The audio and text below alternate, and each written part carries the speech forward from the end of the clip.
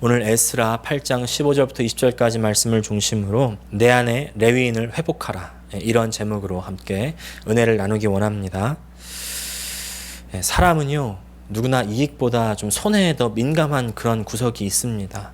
아무리 100%의 이익이 났다 할지라도 10%가 손해가 나면 그 10%의 손해에 집착하고 매달립니다. 근데 이 손실에도요, 종류가 있습니다. 자귀적 손실과 부자귀적 손실이라는 두 가지 종류가 있는데요. 어떤 행동을 했을 때 발생하는 손실을 자귀에 의한 손실이라고 하고, 아무런 행동을 취하지 않았는데도 발생하는 손실을 부자귀에 의한 손실이라고 합니다. 이 자귀에 의한 손실과 부자귀에 의한 손실 중 우리는 어떤 손실에 더 민감할까요?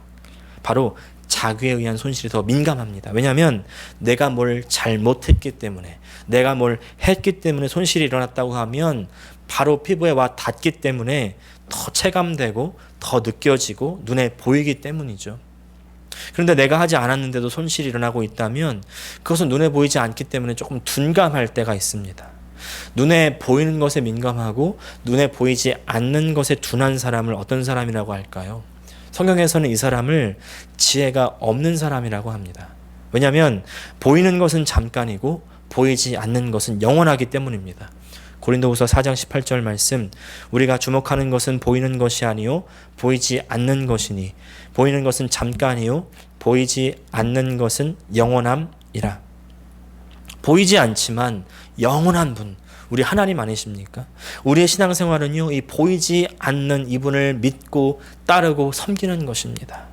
그래서 보이지 않는 하나님을 믿고 따를 때, 보이지 않는 이 영적인 복을 소유했을 때 우리는 보이는 것에서 자유로워질 수가 있습니다. 보이는 것에 얽매이지 않을 수가 있습니다. 그래서 이제 우리 신앙생활을 한다고 하면서 눈에 보이는 것에만 민감하다면 우리는 정말 신앙생활을 하고 있지 않을 수 있는 것입니다. 그래서 우리 선조들도요, 현재 어려움에 굴복하지 않고 하나님과 하나님께서 주실 그 천국을 소망하면서 자신들이 당한 그 현재 어려움을 극복해 나가지 않았습니까? 우리들도요, 지금 우리의 이 현재 어려움에 잠식당하지 않고요, 거기서 집착하지 않고 이겨나갈 수 있습니다. 그런 의미에서 오늘의 본문은요, 우리에게 보이지 않는 것에 집중하는 사람이 하는 일이 무엇인지 중요한 인사이트를 우리에게 허락해 줍니다. 오늘은요, 이제 에스라를 따라서 2차로 귀환하는 이 사람들의 명단과 숫자가 기록이 됩니다. 이제 사실 지난번 2장 때처럼 오늘 8장 같은 본문은 조금 읽기가 귀찮습니다. 왜냐하면 내가 모르는 이름들 그리고 숫자들이 막 나열되기 때문이죠. 저도 그럴 때가 많지만 내가 모르는 이름들이 나올 때, 발음하기도 어려운 이름들이 나올 때 우리는 보통 어떻게 읽습니까? 띄엄띄엄 읽습니다. 그렇죠? 근데 우리가 이런 본문이 나올 때 더 주의해서 읽어야 돼요. 그리고 이런 본문을 읽을 때 우리가 항상 염두에 둬야 되는 것이 두 가지가 있습니다. 뭘까요? 첫 번째는 하나님께서 약속을 이루어 주시는구나. 하나님께서는 신실한 하나님이시구나. 그리고 두 번째는 하나님께서 새로운 일을 행하시려고 하시는구나. 새 일을 행하시는구나. 이 두 가지를 염두에 두면서 읽어야 됩니다. 왜냐하면 하나님은 항상 혼자만 기적적으로 일하시는 분이 아니라 꼭 사람과 함께 동역하시기 때문입니다. 사람을 세우셔서 사람과 함께 일하십니다. 그리고 사람을 세우시고 그리고 또 계수하시죠. 창세기에서도 그렇고 민수기에서도 그렇고요. 오늘 우리가 읽은 에스라, 또 마지막 요한계시록에 이르기까지 하나님께서는 하나님 백성들의 숫자를 계속 카운트하십니다. 계수하십니다. 여러분, 하나님께서 카운트하시는 그 숫자에 들어가 계십니까? 속하여 있으십니까? 우리 이 숫자에 들어가시를 축복합니다. 근데 혹시 처음 이 스룹바벨과 예수야가 1차로 귀환했을 때 그 무리들 얼마나 되신지 기억하세요? 성경에 따르면 약 5만여 명이 함께 귀환하는 것을 알 수가 있습니다. 상당히 많은 숫자가 귀환을 했죠. 근데 이번에 2차 귀환자를 보면 이제 1절부터 14절까지가 그 인원수에 대한 내용인데 장정만 1513명이 귀환한 것을 알 수가 있습니다.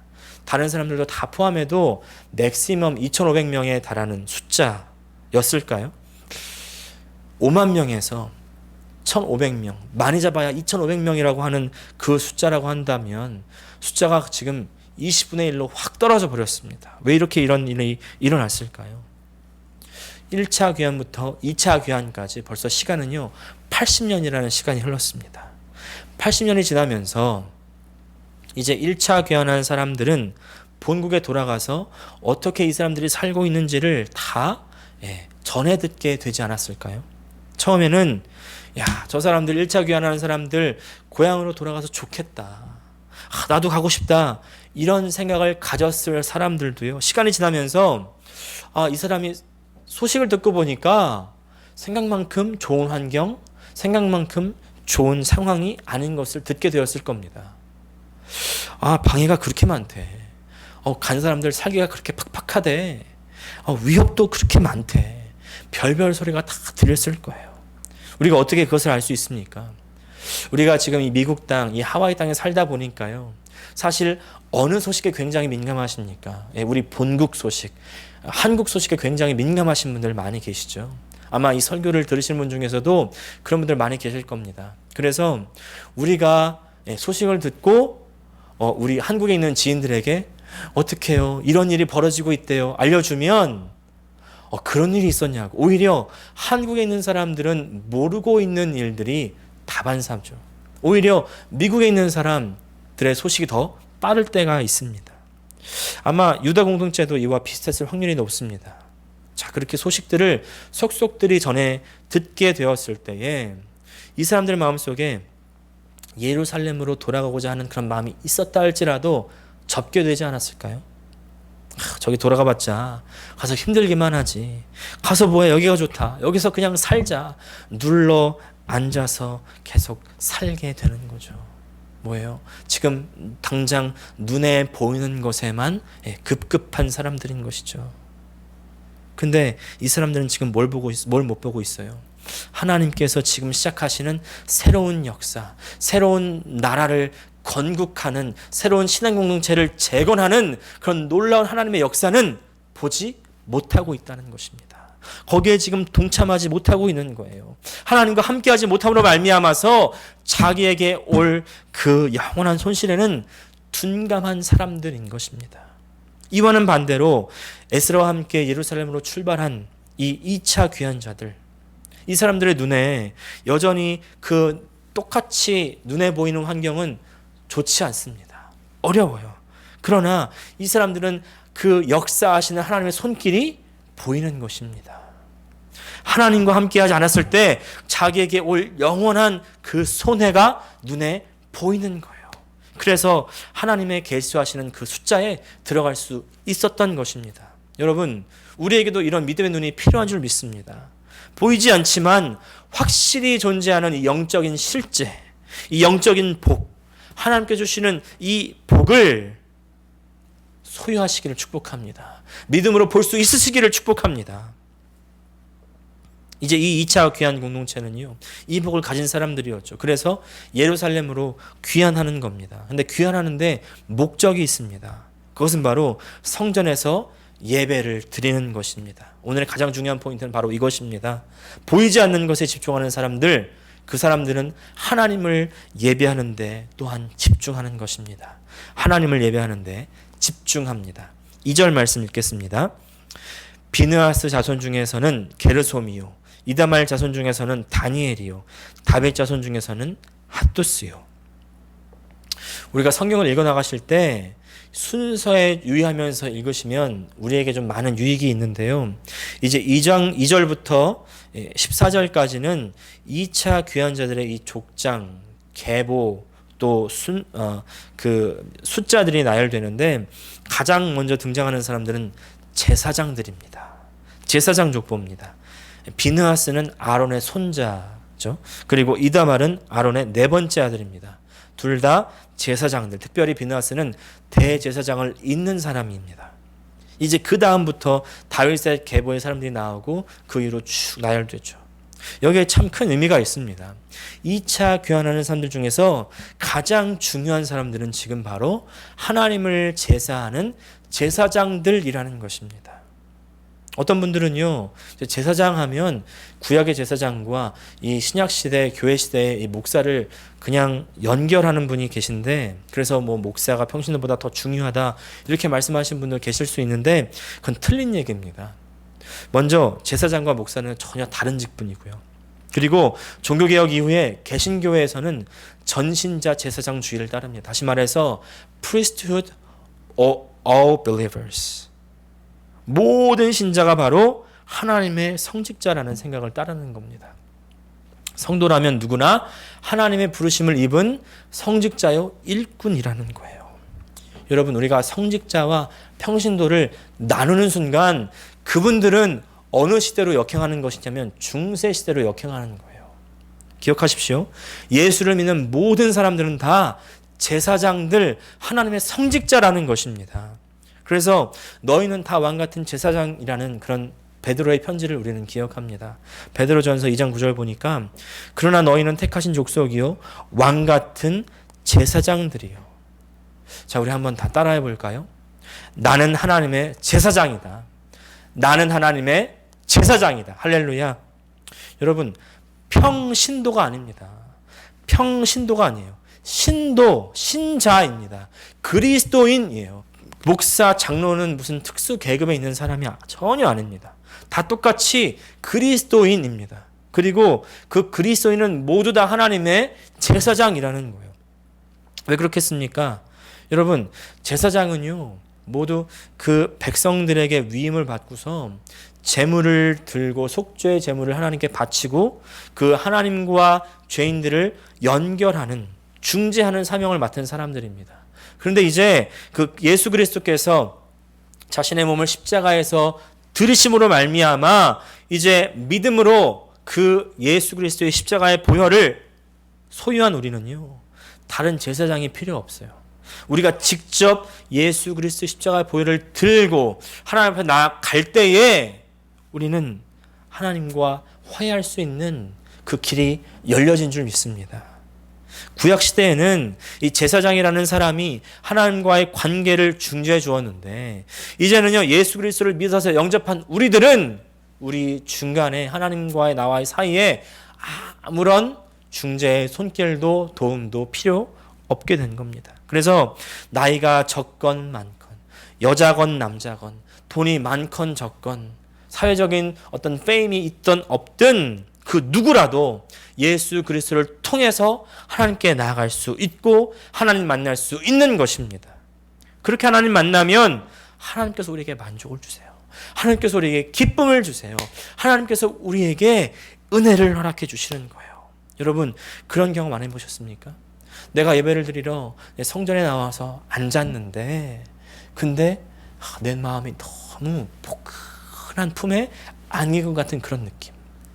찬양을 하고 기도를 하고 말씀을 듣는데 갑자기 내 속에서 툭 터져 나오는 그런 해방감, 또 눈물, 어떤 그 자유한 그 기쁨의 눈물 흘려보신 적 없으십니까? 우리 존재가요, 하나님으로부터 채워지는 경험이에요. 하나님께서 예배를 통해서 주시는 은혜입니다. 오직 예배를 통해서만 이런 은혜가 주어지는 겁니다.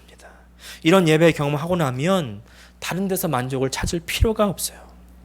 요새 어쩔 수 없는 상황 때문에 함께 이제 예배당에 모여서 예배를 드리지 못하는 이런 상황 속에서 우리의 이런 예배 지켜지고 계십니까?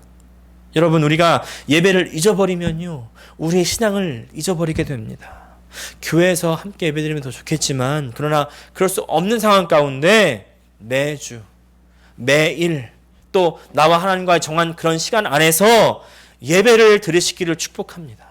이렇게 하나님과의 만남의 예배, 하나님으로부터 만족되는 예배를 드리시기를 축복합니다.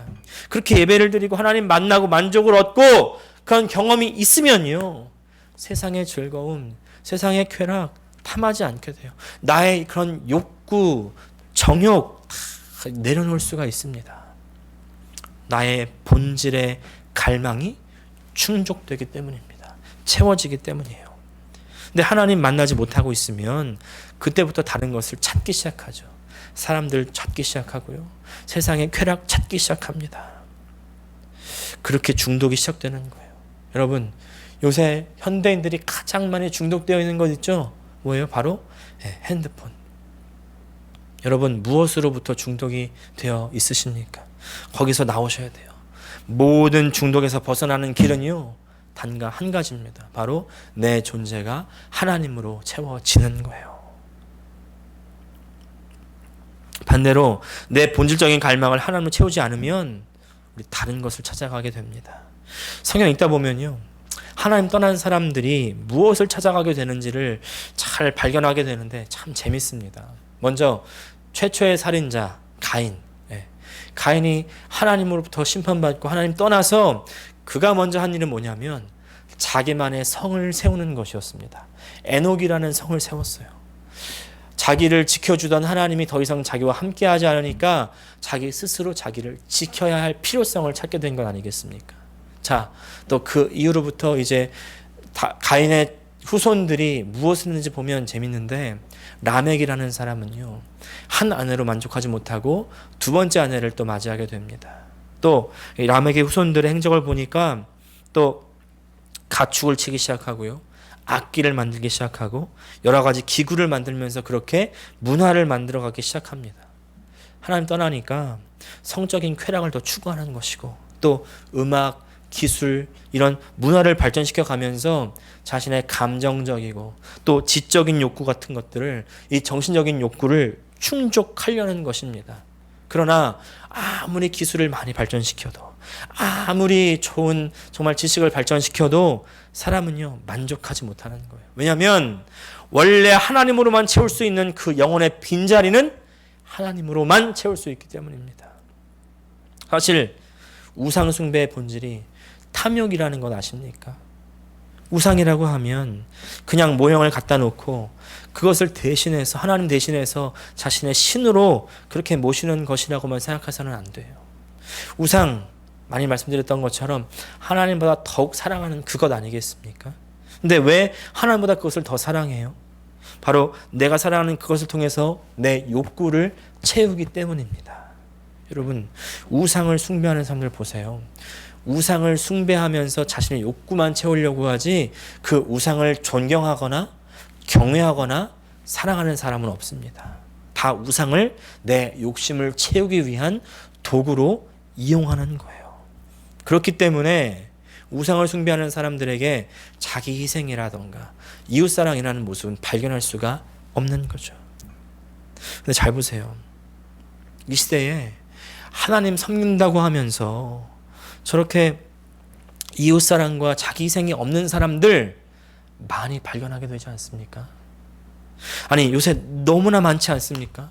그래서 이제는요, 어디 나가서 내가 믿는 사람이라고, 그리스도인이라고, 내가 목사라고 말하기가 창피할 정도의 그런 시대가 되어버리고 있습니다, 지금. 왜 이런 일이 생기게 돼요? 하나님을 참되게 예배하지 못했기 때문에. 하나님을 참되게 만나지 못했기 때문이죠. 하나님은 내 존재가 충족되지 못했기 때문에, 그러는 대신에, 하나님 만나는 대신에 하나님을요, 내 욕심을 채우는 대상으로 전락시켜버리고 마는 것입니다. 하나님을 통해서 내 욕심을 채우려고 하는 사람들이 너무나 많이 있어요. 이 사람들은요, 말로는 하나님 믿고요, 겉으로는 직분을 달고 목사 장로가 아무리 되어도요, 이 사람들은 하나님 믿는 사람 아니에요. 이 사람들이야말로 진짜 우상을 섬기는 사람이고, 이 사람들이야말로 이단 아니겠습니까?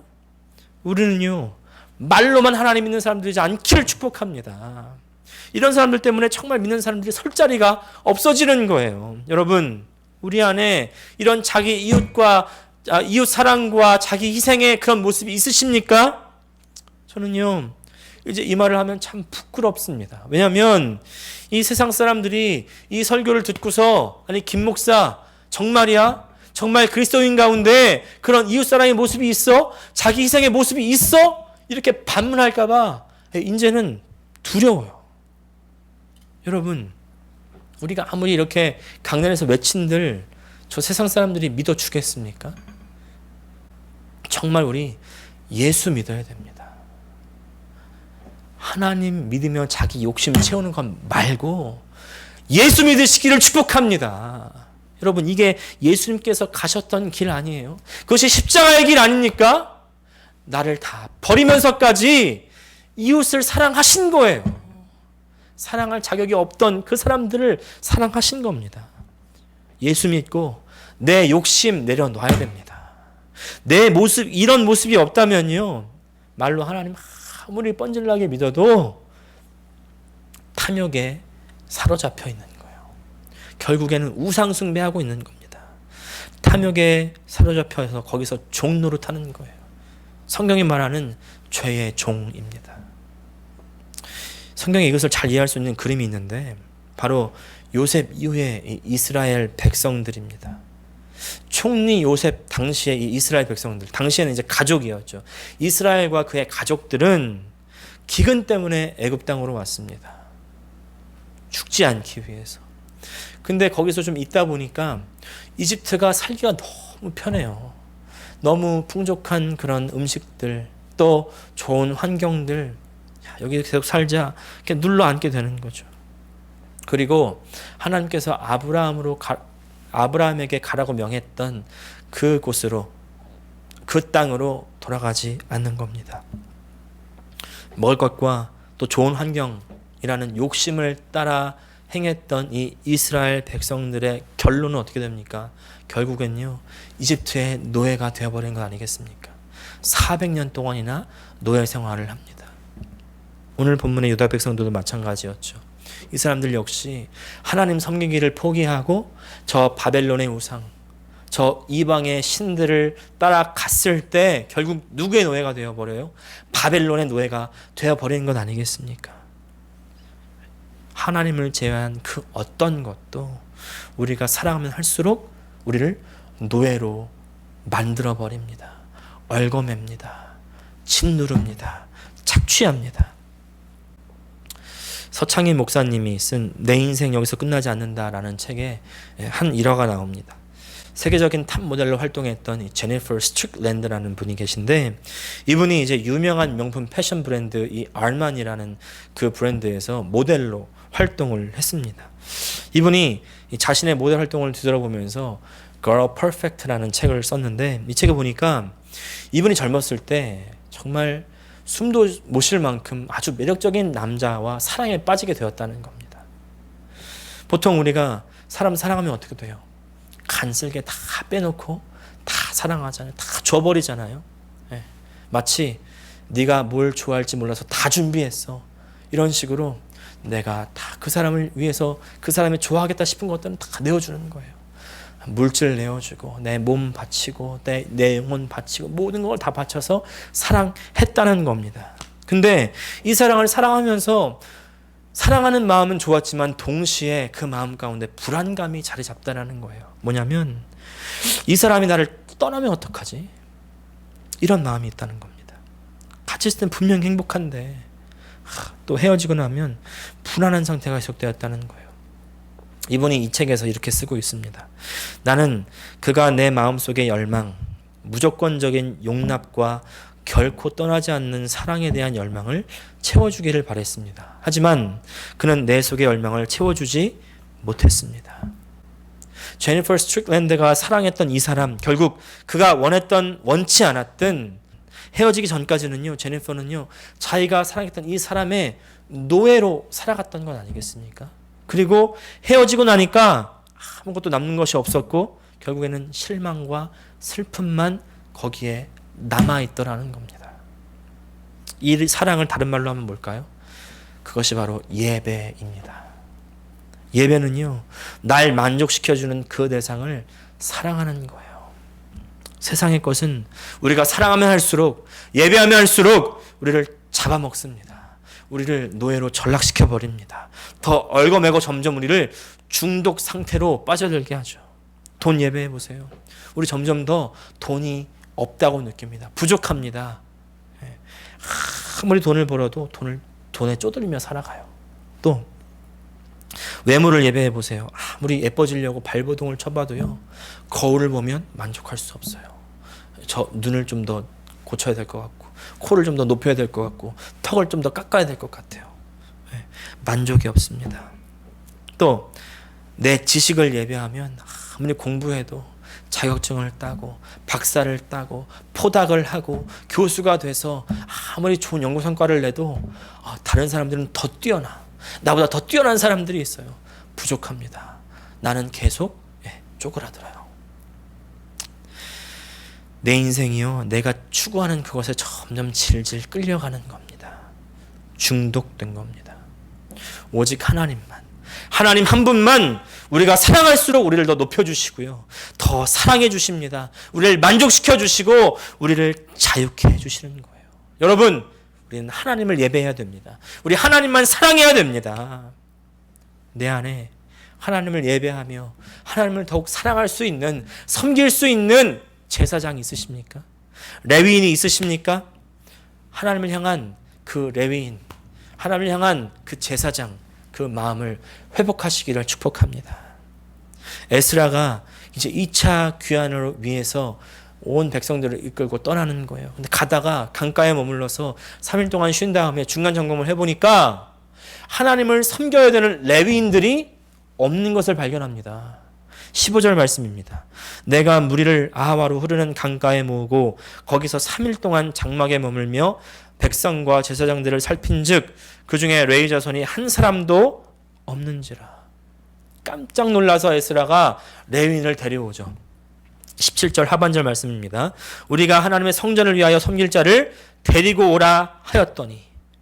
여기서 한 가지 의문이 듭니다. 도대체 왜 레위인들은 이 성전의 예배를 회복하러 가는 이 에스라의 귀한 2차 공동체에 같이 동참하지 않았을까요? 다 어디로 가버린 것일까요? 느헤미야서를 보면 그 답이 될 만한 실마리가 있습니다. 느헤미야서 13장 10절 보니까 내가 또 알아본즉 레위 사람이 받을 몫을 주지 아니하였으므로 그 직무를 행하는 레위 사람들과 노래하는 자들이 각각 자기 밭으로 도망하였기로. 이 사람들 다 어디 갔어요?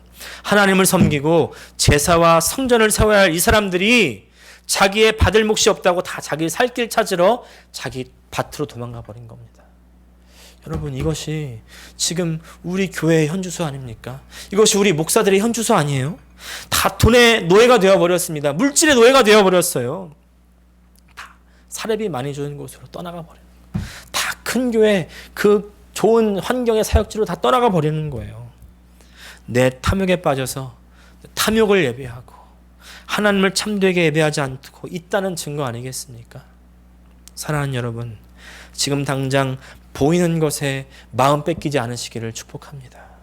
마음 뺏기고 그래서 사랑하게 되고 예배하면 우리 눈에 보이지 않는 손실이 더 크다는 것을 기억하시기를 바랍니다.